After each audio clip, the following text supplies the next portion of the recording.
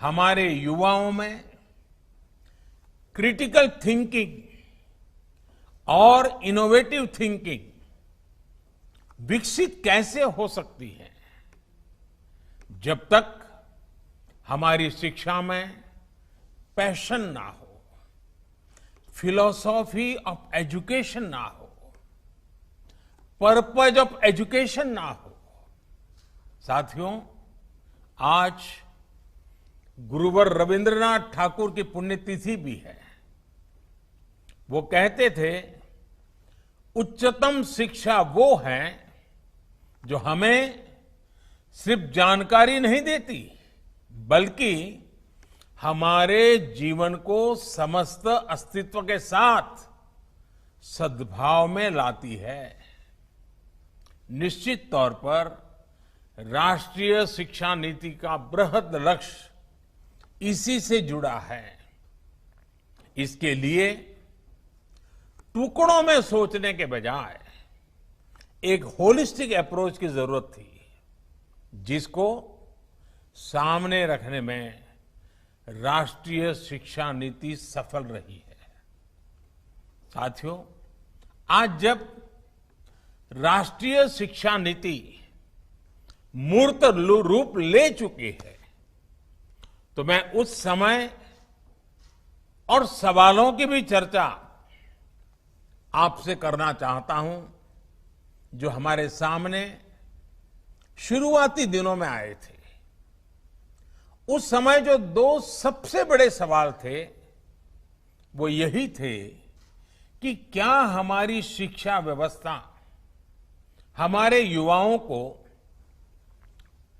Creative, curiosity और commitment driven life के लिए मोटिवेट करती है। आप लोग इस क्षेत्र में इतने वर्षों से हैं, आपने अपना जीवन शिक्षा के लिए खपा दिया है, समर्पित किया है। आप लोग इसका जवाब बेहतर जानते हैं। साथियों, हमारे सामने दूसरा सवाल था कि क्या हमारी शिक्षा व्यवस्था हमारे युवाओं को एम्पावर करती है, देश में एक एम्पावर्ड सोसाइटी के निर्माण में मदद करती है।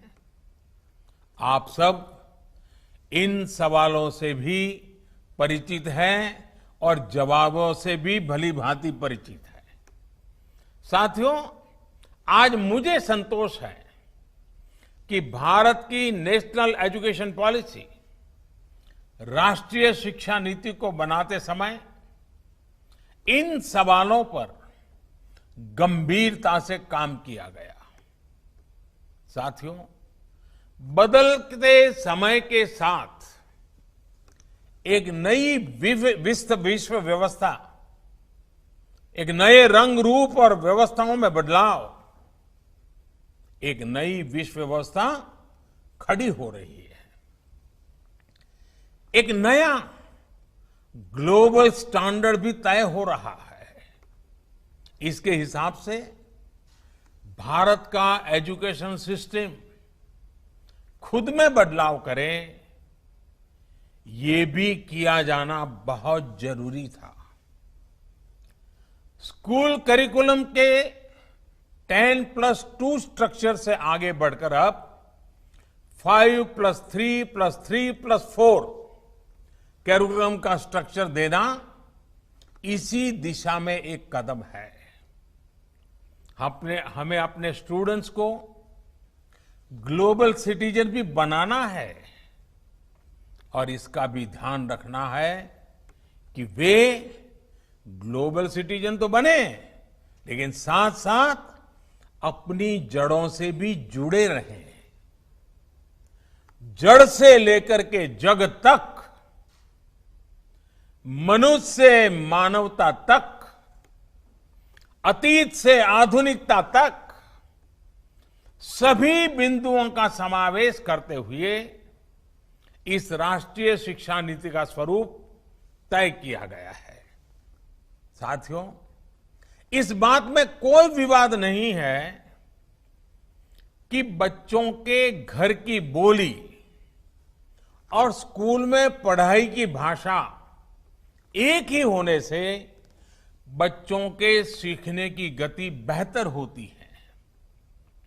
ये एक बहुत बड़ी वजह है जिसकी वजह से जहां तक संभव हो 5th क्लास तक बच्चों को उनकी मातृभाषा में ही पढ़ाने पर सहमति दी गई है। इससे बच्चों को और बच्चों की नींव तो मजबूत होगी ही, उनके आगे की पढ़ाई के लिए भी उनका बेस और मजबूत होगा। साथियों, अभी तक जो हमारी शिक्षा व्यवस्था है उसमें व्हाट टू थिंक, मैं बहुत जिम्मेवारी से बोल रहा हूं, व्हाट टू थिंक पर फोकस रहा है, जबकि इस शिक्षा नीति में हाउ टू थिंक उस पर बल दिया जा रहा